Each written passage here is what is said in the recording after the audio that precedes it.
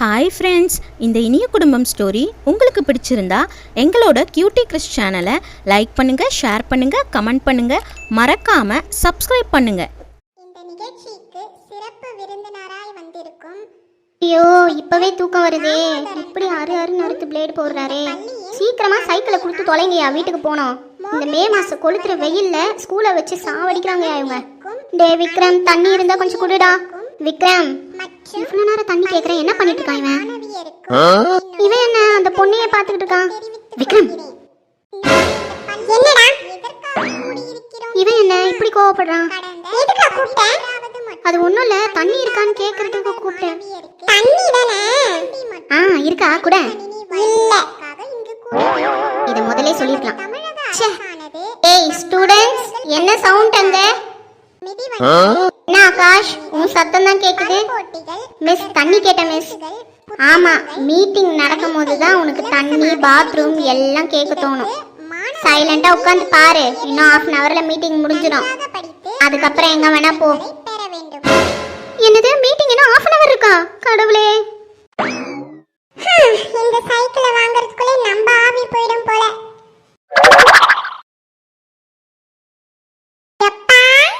விஜ்மா, என்னம்மா சைக்கிள் வந்துக்கிற? எப்பா, இந்த சைக்கிள் எனக்கு ஸ்கூல்ல கொடுத்தாங்கப்பா. அப்படியாம்மா? உனக்கு மட்டும் தான் கொடுத்தாங்களா, எல்லாருக்கும் கொடுத்தாங்களா? எல்லாருக்குமே கொடுத்தாங்கப்பா, விக்ரம்க்கு கூட கொடுத்தாங்கப்பா. எப்பா, இத கொஞ்சம் புடியா, நான் போயிட்டு அம்மாவை கூட்டின்னு வரேன். சரி விஜ்மா. என்ன விஜயா, வந்ததும் வராதமா நை நைன்னு கத்தினுக்குற? என் கூட ஒரு நிமிஷம் வாயேன். என்னடியே, என்ன சொல்லு? நான் உனக்கு ஒரு சர்ப்ரைஸ் காட்டுறேன், என் கூட வாயேன். என்னது விஜயா, சொல்லு. சும்மா நீ முதல்ல வா, நான் சொல்றேன். விஜயா, எங்க கூட்டின்னு போற? இந்த பொண்ணு சொல்தா பாரு, எப்படி வலிச்சுன்னு போயினுக்குது. விஜயா, என்ன விஜய் இப்படி வலிச்சுன்னு வந்து நிக்கிற? சும்மா அங்க பாருமா. ஐ, புது சைக்கிள் சூப்பரா இருக்குது விஜய். இது ஆமா, உங்க அண்ணனுக்கு கொடுத்தாங்களா? எல்லாருக்கும் தான் கொடுப்பாங்க. அவன் எங்கடி? அவன் ஃப்ரெண்டுக்கு கூட எங்கேயோ வெளியில போயிட்டு அப்புறமா வர்றேன்னு சொன்னான். சரி சரி, பரவாயில்ல. பசங்களை கவர்மெண்ட் ஸ்கூல்ல படிக்க வைக்கிறோன்ட்டு சின்ன வருத்தம் இருந்துச்சு. ஆனா கவர்மெண்ட் இவ்வளோ சலுகை கொடுக்குது, ரொம்ப சந்தோஷமா தாங்குது. கவர்மெண்ட் ஸ்கூல்ல படிக்கிறது ரொம்ப பெருமையா தாங்குது. அனிதா, ஈவினிங் ட்ரெஸ் எடுக்க போலாமாமா? அவர்கிட்ட கேட்டுட்டு போலாம் அத்தை. ஐஷு, நீ எப்படிமா? அம்மா, நானும் அர்ஜுன் கிட்ட கேட்டுட்டேம்மா, போகதா சொன்னாரு, போலாம். சரிம்மா, நான் ஏன் கேட்குறேன்னா இன்னும் 4 நாள் தான் இருக்குது ரிசப்ஷனுக்கு, அதனால தான் கேட்டுட்டு இருக்கேன். அதெல்லாம் ஒன்றும் பிரச்சனை இல்லை அத்தை, போயிட்டு வந்துடலாம்.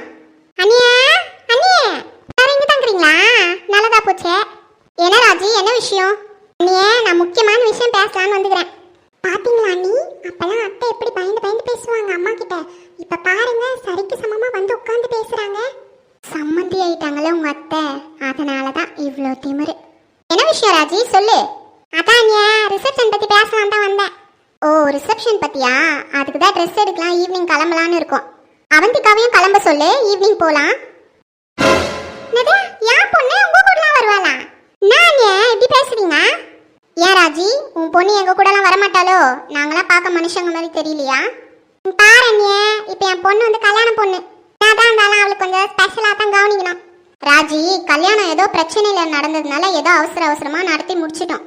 அவந்திகா எங்கள் வீட்டுக்கு தான் மருமகளாக வரப்போறான்னு எங்களுக்கு தெரியாதுல்ல, அதனால ஏனோ தானோன்னு பண்ணியாச்சு. ஆனால் இப்போ அவள் எங்கள் வீட்டு மருமகளாயிட்டா. அப்படி ரிசப்ஷன் நாங்கள் தானே வைக்கணும், அதனால தான் ரிசப்ஷன் ஏற்பாடு பண்ணிட்டு இருக்கோம். அதைத்தான் நானும் சொல்ல வரேன். என் பொண்ணுக்கு மறுபடி கல்யாணம் பண்ணியிருந்தா உங்கள் வீட்டுக்கு மருமகளாக வந்திருந்தா நான் பண்ணியிருப்பீங்க. அந்த சலுகை எல்லாமே கிடைக்கணும். இப்போ மட்டும் இல்லையே, என் பொண்ணுக்கு 30,000 நகை போடணும். என்னது, 30,000 நகை போடணுமா? எதுக்கு? மாப்பிள்ளை வீட்டு சார்பா நகை போட தேவையில்ல, அதுக்கு தான் கேட்குறேன். கல்யாணம் நடக்கும்போது என் பொண்ணுக்கு மாப்பிள்ளை வீட்டு சார்பா நகையா போட்டீங்க, இப்போ போடுங்க. சித்தி, அதுதான் கல்யாணத்துக்கு முன்னாடி அவந்திகாக்கு நகைலாம் நாங்கள் கொடுத்துமே. நாங்கள் எல்லாம் தனித்தனியாக உங்கள் பொண்ணுக்கு நகை கொடுத்ததே 30,000 சேர்ந்துருக்குமே. அப்புறம் என்ன சித்தி, இன்னும் 30,000 போட சொல்கிறீங்க? இங்கே பாருன்ட்டா, இந்த பிரச்சனைலாம் தேவையில்லாம வராத. என் பொண்ணுக்கு மறுபடி என்ன செய்யணுமா அதை தான் நான் கேட்டு வாங்கினுக்கிறேன். வேலையை மட்டும் நீ பாருண்ணா. ராஜி, எதுக்கு அப்படிலாம் பேசுற? பின்னா நம்ம குடும்ப விஷயம் நம்ம பேசினுக்கிறோம், அவ எதுக்கு குறுக்க வரா? அவளையும் இந்த குடும்பத்தோட மருமக தான், அவ பேசதான் செய்வா. அவ கேட்கறதுல என்ன தப்பு இருக்கு? நல்லா இருக்குதே கதை. ஒன்னும் இல்லாத போட்ட நீ கல்யாணத்துக்கு? என் பொண்ணுக்கு நான் குறை அழகா இல்லையா, அறிவு இல்லையா, படிக்கலையா, என்ன குறை என் பொண்ணுக்கு? என் பொண்ணுக்கு நான் 60,000 நகை வச்சுக்கிறேன் தெரியுமா? 15,000 போட்டு வந்த அனிதாக்கே நீ 10,000 திருப்பி போட்ட. அப்ப என் பொண்ணு 60,000 வச்சுக்கிறா, நீ 30,000 போட்டாவல. அத்தை, ஒரு விஷயம் தெளிவா புரிஞ்சுக்கோங்க. 30,000 தான் உங்க புள்ள போட்டாரு, மீதி 30,000 இவங்க எல்லாம் சேர்ந்து போட்டதுதான். இப்ப நீங்க கேக்குறீங்களே 30,000 நகை, அதை இவங்க கல்யாணத்துக்கு முன்னாடியே உங்களுக்கு கொடுத்துட்டாங்க. அவ்வளவுதான், முடிஞ்சது. ஐசுமா, இதெல்லாம் உனக்கு ஒண்ணும் புரியாது. நான் பேசிக்கிறேன், நீ கம்முனிரு. என்னத்த நீங்க இப்படி பேசிட்டு இருக்கீங்க? நீங்க பேசுறது ரொம்ப தப்பு அத்தை. பாரு ஐசே, நீ கல்யாணம் பண்ண வரும்போது ஒன்னே எத்துன்னு வரல.